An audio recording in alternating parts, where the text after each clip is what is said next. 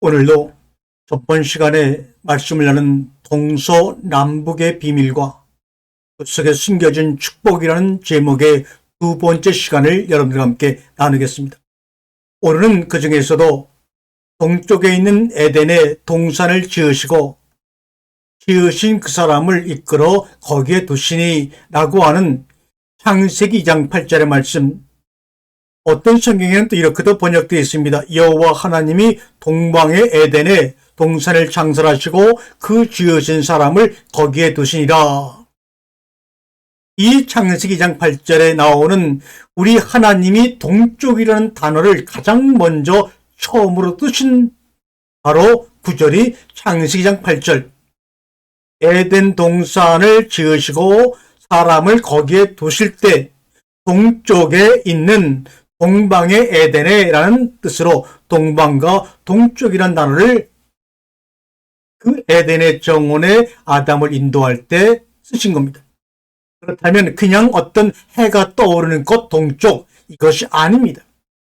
이 동쪽이라고 하는 것은 우리가 전번 시간에 말씀드렸지만 케뎀이라는 단어입니다.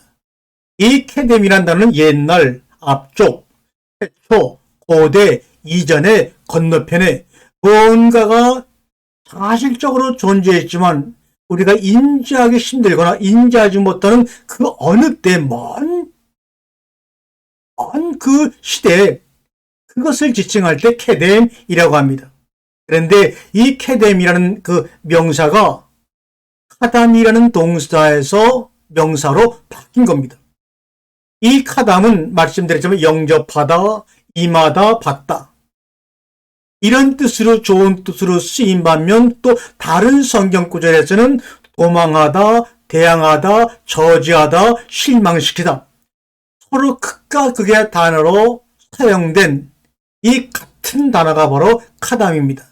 그러므로 동쪽이라는 말을 할 때는 영접하다, 임하다, 받다 이런 뜻과 아울러 또 한편에서는 도망하다, 대항하다, 저지하다, 실망시키다 라는 두 개의 사건이 함께 언제든지 연출할 수 있는 것입니다.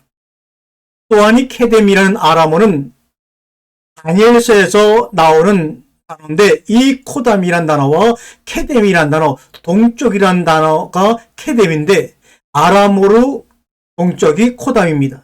이 단어는 우리가 말하는 해가 떠오르는 동쪽이 아니라 코담, 누구누구 앞에서, 근데 왕의 앞에서라는 말을 쓸 때 코담, 우리가 동쪽이라고 말하는 케뎀을 사용했습니다. 그러므로 동쪽이라고 하는 것은 뭐냐면 왕의 앞에서, 왕의 면전에서 이런 뜻이 되는 겁니다.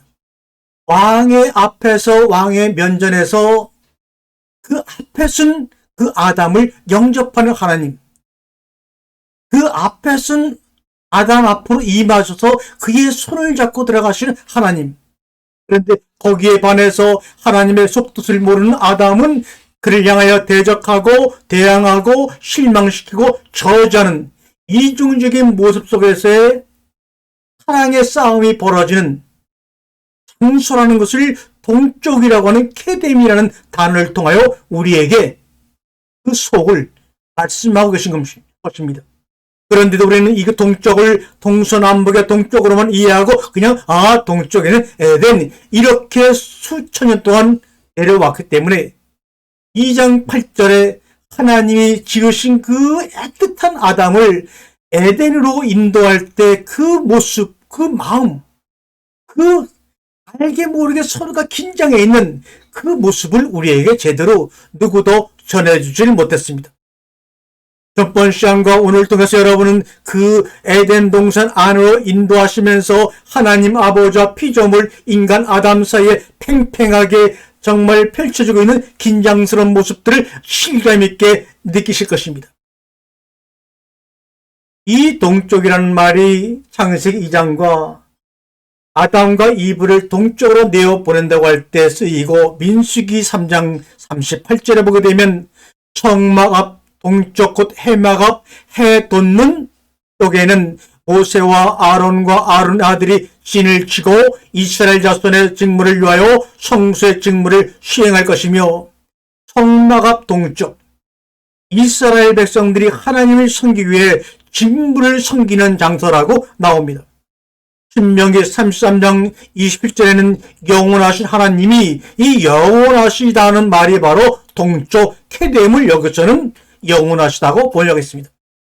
그러므로 이 동쪽이란 말은 영원하신 하나님을 묘사하는 단어로도 쓰이고 있습니다. 영원하신 하나님이 내 처소가 되시니 그의 영원하신 팔이 내 아래에 있도다. 그가 내 앞에서 대적을 쫓으시며 말하라 하시는도다.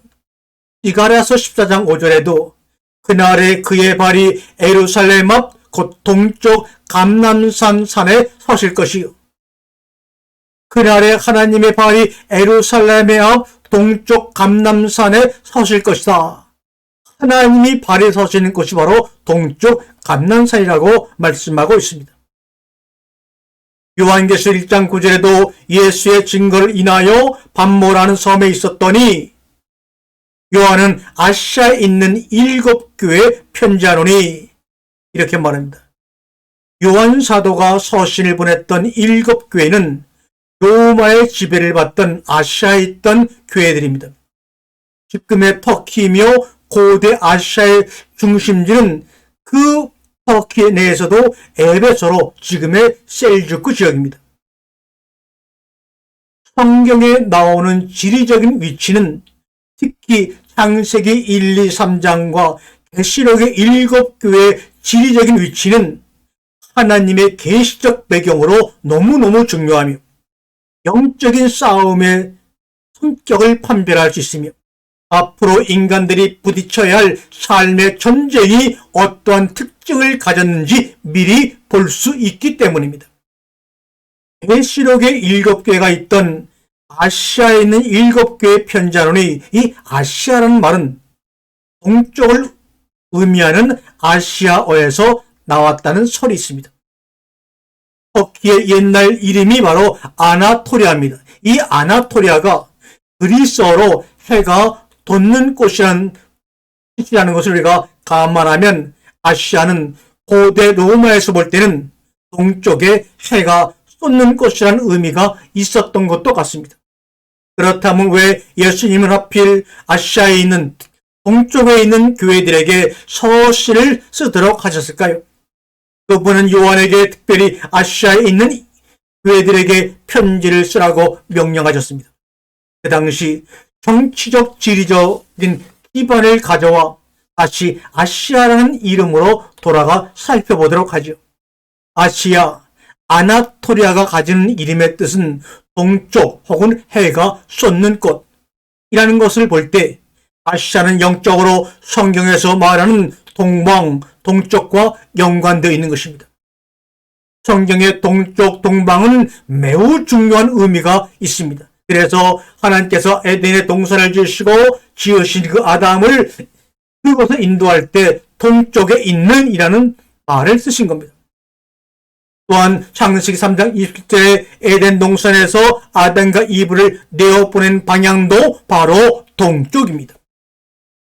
하나님이 흙으로 지은 그 사람이 너무나 사랑스럽고 애틋해서 그를 에덴의 동산으로 인도하는데 거기가 동쪽이요. 우리가 볼 때 선악을 먹지 말라는 그 나무를 먹고 불순종 가운데서 쫓겨나가는 모양인데도 쫓겨나가는 방향이 동쪽이라는 겁니다. 동쪽으로 내어보내고 그릇들과 화영검으로 지키게 하셨을까요? 이제 동쪽이라는 말을 알게 되면 그 속뜻을 알게 되면 동쪽으로 내어보내신 하나님의 마음과 앞으로 미래의 아담의 일생이 보여지는 겁니다. 동쪽은 이사야서 2장 9절에 보면 이방인들이 살고 있는 곳이라고도 나옵니다. 주께서 주의 백성 야곱 족속을 버리셨으면 그들에게 동방 풍습이 가득하며 이것은 이방인들의 풍습이 가득하며 이런 뜻이죠. 또한 이사야서 43장 5절에 보면 내가 내 눈에 보배롭고 존귀하며 내가 너를 사랑하였은즉 내가 내 대신 사람들을 내어주며 백성들이 내 생명을 대신하리니 두려워하지 말라.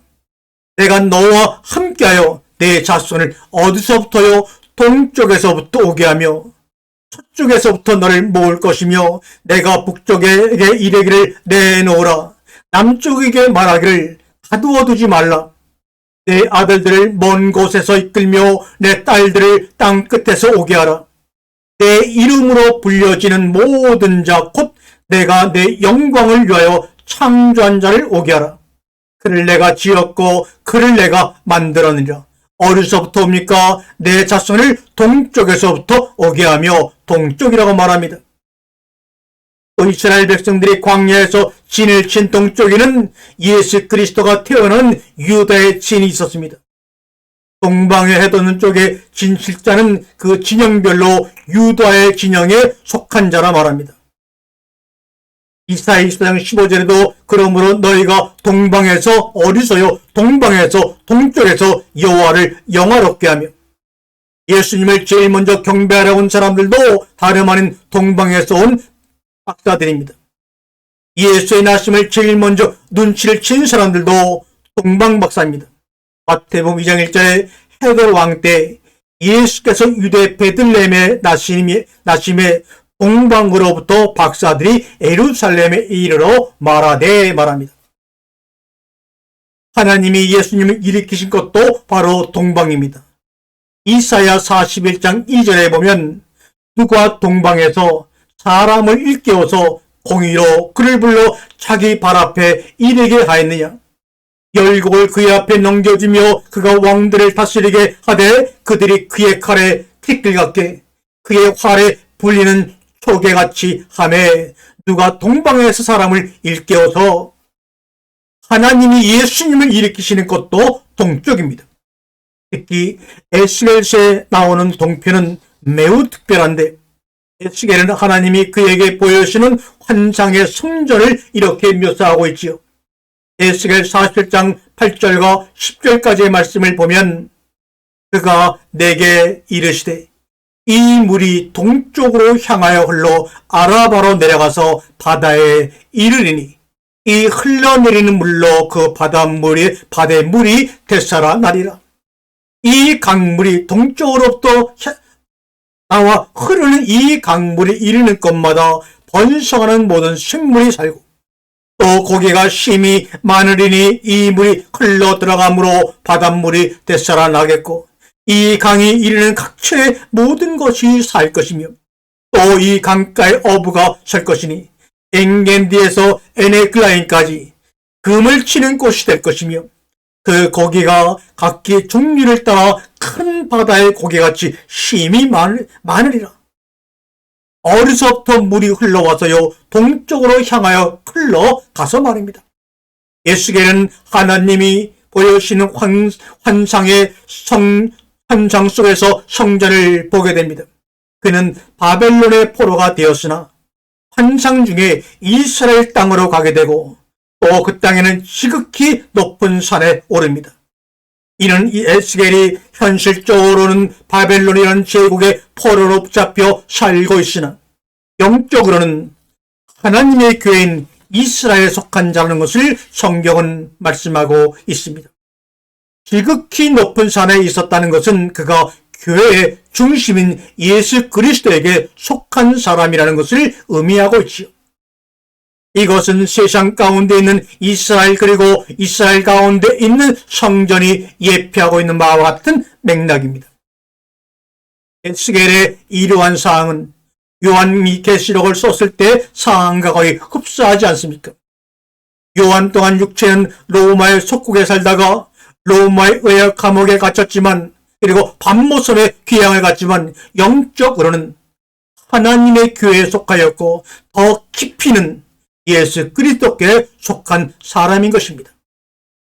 하나님이 모든 땅에서 이스라엘 백성을 택하시고 그 안에 성읍을 두시고 그 안에 성전을 만드시고 그 안에 성소를 두시고 그 안에 지성소를 두시는 방식은 모든 땅의 족속들 중 이스라엘 민족을 택하시고 그중 유다를 택하시고 그중 다윗을 택하시며 그중 예수 그리스도를 나게 하시는 방식과 또 닮아 있습니다. 앞으로 이러한 주민기법을 잘 기억하게 되면 여러분이 성경을 이해하는 데 큰 도움이 될 것입니다. 다시 에스겔의 환상으로 돌아가 보면 이는 세상 속에 바벨론 속에 하나님의 교회, 그 중심인 예수 그리스도의 몸인 성전, 열왕기하 19장에 보면 남은 자는 예루살렘에서부터 나올 것이요 피하는 자는 광야 시온산, 이 시온은 사막을 의미합니다. 사막 산에서부터 나오니 여호와의 열심히 이를 이루리라 하셨나이다.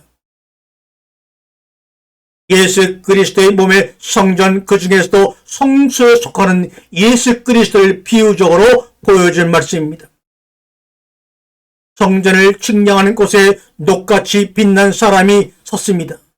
그가 나를 데리고 거기 서시니 보라, 모양이 녹같이 빛난 사람 하나가 손에 참줄과 측량하는 장대를 가지고 문에 섰더니 바로 그분은, 녹같이 빛난 사람 그분은 바로 교회의 주인 되시는 예수 그리스도를 의미하는 게 분명합니다. 그가 측량대를 가지고 제일 먼저 이른 성전의 부분은 어디요? 바로 동쪽 문입니다. 에스겔 40장 6절에 그가 동쪽을 향한 문에 이르러 층계에 올라 그 문의 통로를 측량하니 길이가 한 장대요. 그 문 안쪽의 통로의 길이도 한 장대며, 동쪽은 다시 말하면 하나님의 영광, 예수님이 들어오시는 곳입니다. 그 영광은 분명히 동편에서부터 온다고 기록되어 있죠. 에스겔 43장 2절에 보면 그 후에 그가 나를 데리고 문에 이르니 곧 동쪽을 향한 문이라. 이스라엘 하나님의 영광이 동쪽에서부터 오는데, 하나님의 음성이 많은 물소리 같고 땅은 그 영광으로 말미암아 빛나니 그 모양이 내가 본 환상곧 전에 성읍을 멸하러 올 때 보던 환상 같고 그 발강가에서 보던 환상과 같기로 내가 곧 얼굴을 땅에 대고 엎드리니 여호와의 영광이 동쪽 문을 통하여 성전으로 들어가고 여호와의 영이 나를 데리고 안뜰에 들어가시기로 내가 보니 여호와의 영광이 성전에 가득하더라.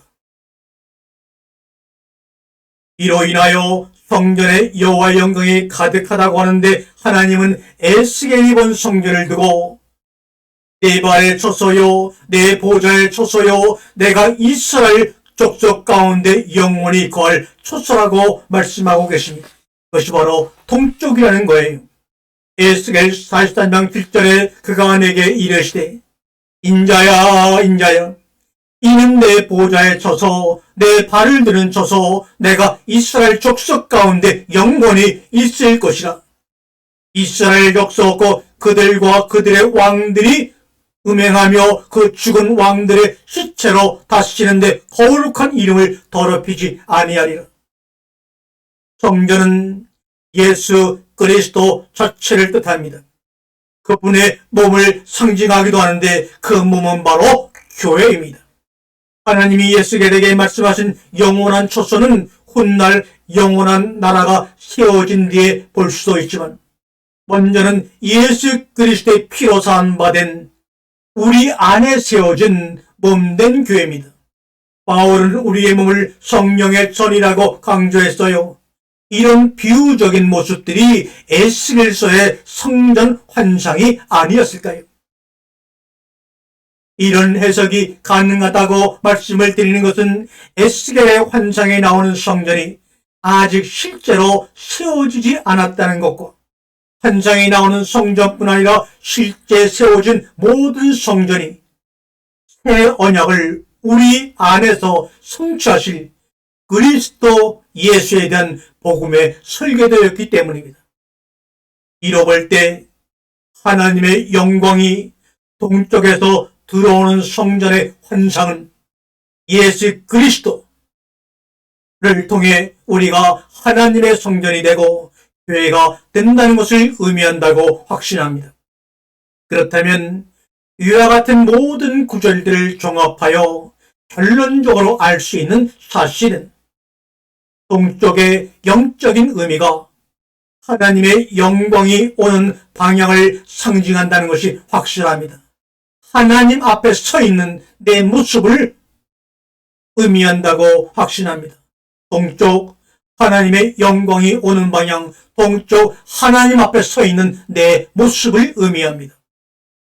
에스겔 47장 8절에 그가 내게 이르시되 이 물이 동쪽으로 향하여 아라바로 사막으로 내려가서 바다에 이르니 이 흘러내리는 물로 그 바다의 물이 되살아나리라 소생하리라. 위 성경 구절에서 에스겔이 완전히 잠기는 물이 동방에서부터 아라바 사막으로 이른다고 되어 있습니다.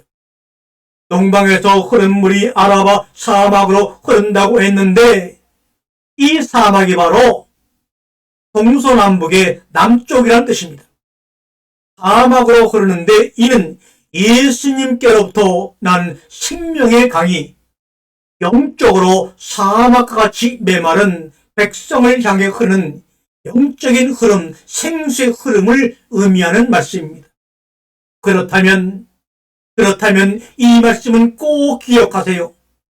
영혼의 뿌리를 내리세요. 그렇다면 창세기 3장에 선악을 알게 하는 나무를 먹고 하나님의 뜻에 불순종하여 아담이 동쪽으로 내치고 쫓겨난 것이 아니라 아담과 이브를 에덴 동산으로 내보내셨다고 하는 그 창세기의 말씀은 예수 그리스도에게로 보내졌다는 말씀인 것입니다. 할렐루야, 할렐루야. 아담과 이브를 창세기 3장에서 에덴의 동쪽으로 내어보냈다는 말은 예수 그리스도에게로 보내졌다는 말씀입니다. 여기서 강은 두 가지의 의미로 해석됩니다. 하나는 영적으로 우리 배에서 흘러나올 생수의 강과 같이 우리라는 움직이는 성전을 통해 목마른 영혼들에게 그분의 생명을 전하게 하는 예수님의 지상 명령이 세상에 나타난 모습이라고 할 수가 있습니다.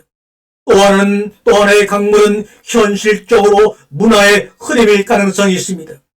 지금은 K-팝이다, 뮤지컬이다, 모든 문화를 통해서 온 세계 젊은이들이 하나가 되어가고 있습니다. 실제로 강은 문화가 발생했던 중요한 지리였습니다. 모든 문명의 발상지가 강이었습니다.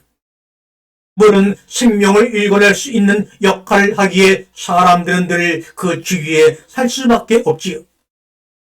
하나님은 그분의 선자들, 특히 세상의 문명을 다루는 다니엘의 환상 속에서도 환상을 보는 지점으로 강가를 자주 사용하여 보여주셨습니다. 그만큼 강이 사람의 문화와 의식을 형성하는 데 중요하다는 것과 이것이 복음 전파에서도 얼마나 중요한 역할을 하는지 주님이 알고 계시다는 것을 의미합니다. 그렇다면 성전의 환상에서 나온 물은 예수님에게로부터 나온 물이지만 이 물이 강을 이룬다는 것은 그만큼 거대한 그리스도의 문화를 형성한다는 것을 알 수 있습니다.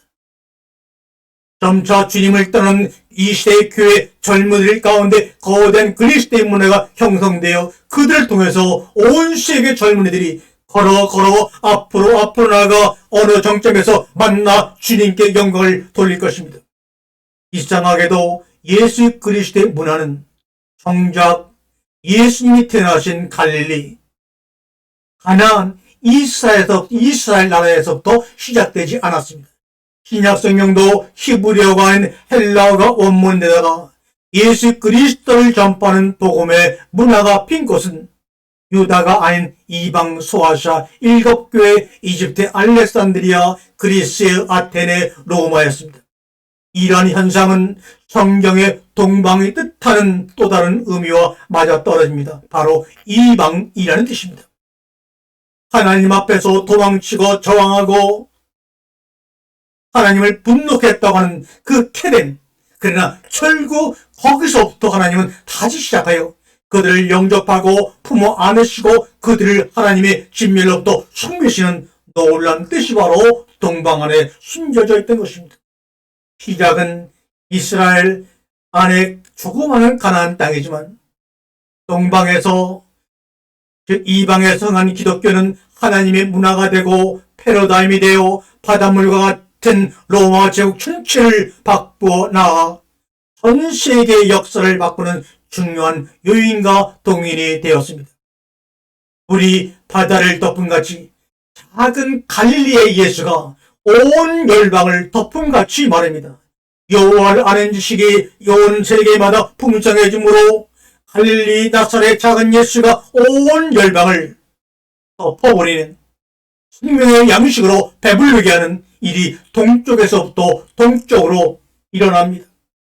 이러한 문화를 흐름에 따라 유대인 아닌 수많은 이방인 성도들이 어부들이 탄생하고 교회가 번성하며 2000년 이상 명맥을 이어오고 있음을 볼 때 우리가 방금 읽었던 모든 구절들은 어쩌면 예수 그리스도의 교회가 이방의 문명을 통해 부흥하는 모습을 상징하는 것이라고도 볼 수가 있습니다.